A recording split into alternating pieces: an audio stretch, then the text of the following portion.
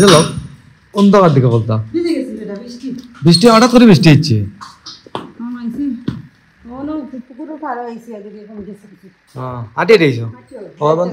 bike গাইছে ওদের বাসা কিন্তু আমাদের এখান থেকে তো দর্শন করতে পারেন দামোদর মাসের সন্ধ্যা সাক্ষর সাথে কথা হচ্ছে ভাইয়া হাই এই জন্য সবাইকে হাই বলতেছে আবার hello everyone good morning welcome to my new blog কেমন আছেন সবাই আই হোপ সবাই ভালো আছেন আমি ভালো আছি তো গাইস রেডি হলাম ঘুম থেকে উঠে শাওয়ার টাওয়ার নিয়ে আর গাইস ঠান্ডা পড়ে গেছে আর ঠান্ডা পড়ার কারণে হয় কি একটু সর্দি কাশিটা বেড়ে যায় কারণ হচ্ছে ওয়েদারটা চেঞ্জ হইতেছে ওই দিন আগে গরম ছিল এখন থেকে ঠান্ডা পড়ে গেছে দ্যাটস ওয়াই ওয়েদার চেঞ্জের সময় একটু মানে কি বলবো আপনাদেরকে কাশি সর্দি টর্দি এগুলো একটু ভাব ভাব করে তো তখন যদি মেডিসিনটা নিয়ে নিই তাহলে কিন্তু এটা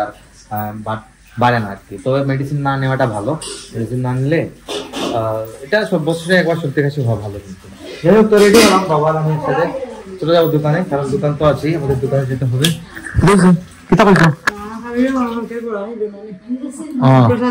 আচ্ছা আচ্ছা গাইস আমাদের ঘরে এখন খাবার মানে হচ্ছে প্রসাদ খাবার মানে প্রসাদ এখন ব্রেকফাস্ট করবো প্রসাদ এই দেখো কলা পাতা তো হবে কলা পাতা কিন্তু মানে একদম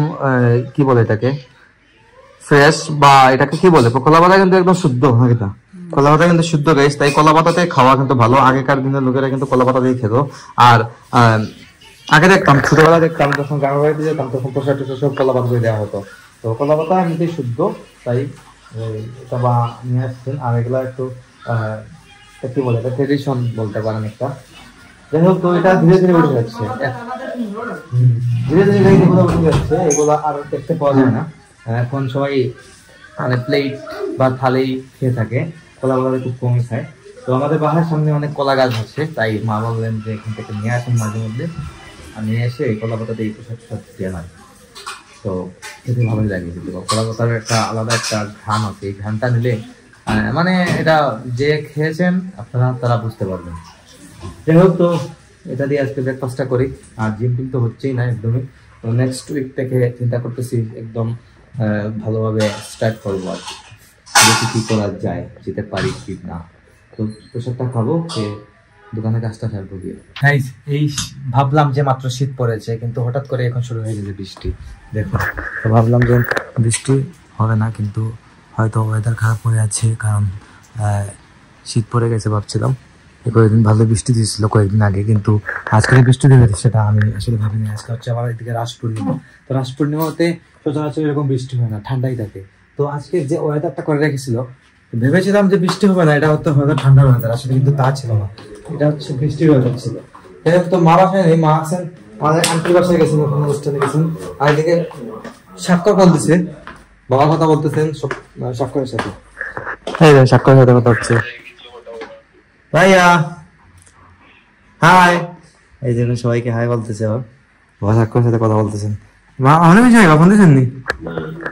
মা গেছেন আমার আন্টির বাসায় মানে পাশে বাসার পাশে বেশি দূর না এখানে আজকে নারায়ণ পূজা তো নারায়ণ পূজা উপলক্ষে মা আর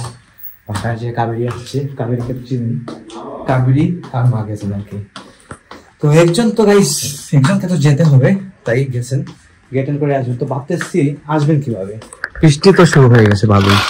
এই দেখুন বাইরে থেকে হয়তো ক্যামেরাতে ধরা পড়ছে না কিন্তু বৃষ্টি কিন্তু ভালোই শুরু হয়েছে দেখি হয়তো কিছুটা পুরো বোঝা যাইতেছে দেখুন পিচ্ছি বাচ্চারা ছাতা নিয়ে দাঁড়িয়ে আছে মানে বৃষ্টি ভালোই হইতেছে যাই হোক বৃষ্টি হচ্ছে কিছু করার নেই আর এই বৃষ্টি ভেজা দিনে ঘুমাতে তো ভালোই লাগে একটু রেস্ট করবো ঘুমাবো না যদিও আমার কাজ আছে দোকানে যেতে হবে বুঝতেই তো পারতেছে গাইস আমার কাজ তো গাইস এটাই বিজনেস দোকান টোকান নিয়ে খেলাধুলা এটাই হচ্ছে আমাদের কাজ এদিকে মা চলে এসেছেন এই চলে গো বাড়ি চলো অন্ধকার দিকে বলতাম বৃষ্টি হঠাৎ করে বৃষ্টি হচ্ছে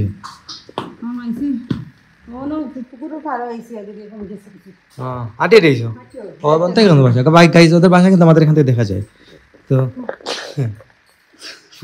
পুরা বুঝে গেছে বৃষ্টি একটু পরে বাড়াইলেন না ঠিক বাবু তো উপরে মনে হয় বুঝতে পারতাম না বাবা খন মামা আসলা চাক করে ফোন দিয়েছি যত সময় মাতো আসলাম ইয়ে কিতা খাইয়ে যাইছি না খাইয়া গেছো কিতা দিলা না রান্ধু যা গাইস মা চলে এসেছেন কাবিরে গেছিল না ঠিক আছে তাকে নাইয়ের ফাঁকা দেখে নেই যারা বলতা গাইস নাইয়ের আসলে মানে ঘোরা টোরা সব হয়ে যায় একসাথে মায়ের সাথে এদিকে সেদিকে যাইতে পারে ও এই হোক তো গাইস দেখুন দা এটা গেলো গেলছেন গাইস বলতে হয় না এখন দেখো সব প্রথম বিষয় আগে থেকে এই লোক মাথা বৃষ্টি পড়ছে তো মাথা তুইও নাইলে জোর হয়ে পড়ছে দি এখন সময় ভালো না এমনি